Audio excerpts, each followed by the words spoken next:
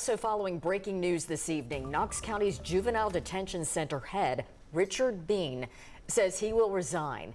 Bean has led the center that bears his name for more than 50 years. The change comes a day after the Knox County mayor asked the governor to take over the center, blaming Richard Bean for poor leadership. On any given day, dozens of young people in trouble with the law are behind the walls and the bars of that detention center. And 10 News reporter Ellis Roll joining us now to give us some reaction to this news that has developed throughout the last 48 hours. Ellis.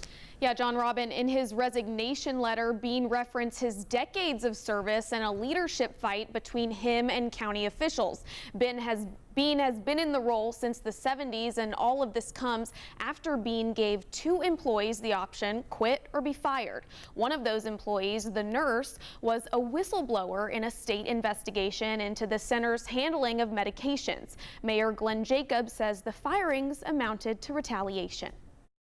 Steps that should be taken for the kids' safety have not been taken. There's no real form of HIPAA control. Meds pretty routinely go missing. Insulin's been withheld. Problems emerging from the Richard L. Bean Juvenile Detention Center amidst a whistleblower investigation. The center's nurse, Stephanie Clowers, sending documentation of medication mismanagement to authorities for months. Well, I've been turning things in since October of 2024.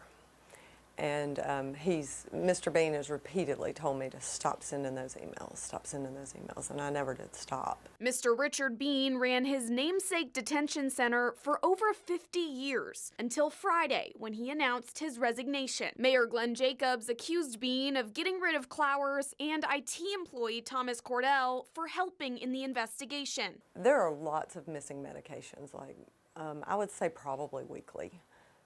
And nothing's ever done. There's no accountability, there's no consequence. I've repeatedly asked for a camera in the med room. Cordell assisted Clowers in sending documentation to authorities. Issues they say are part of a larger problem driven by Mr. Bean. Stuff doesn't make it out.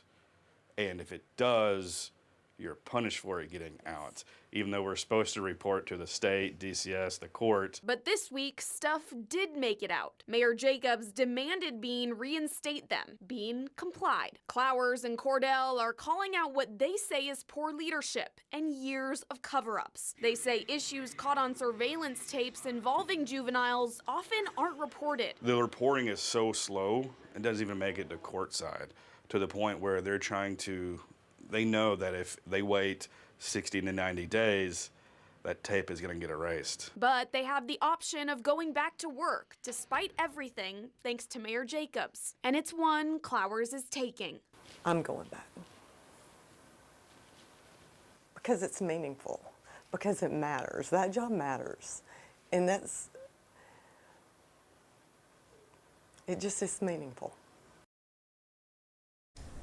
Now, Mayor Jacobs wants the state to take over the detention center in the short term, and in the long term wants those duties to fall on the sheriff. County Commission will take up the plan in June. I reached out to the governor today, but we have yet to hear back about this. And one note, we did hear from a board member of the center today assuring us juveniles in custody still have access to licensed medical personnel. John, Robin. All right, Ellis, thank you for bringing us up to date.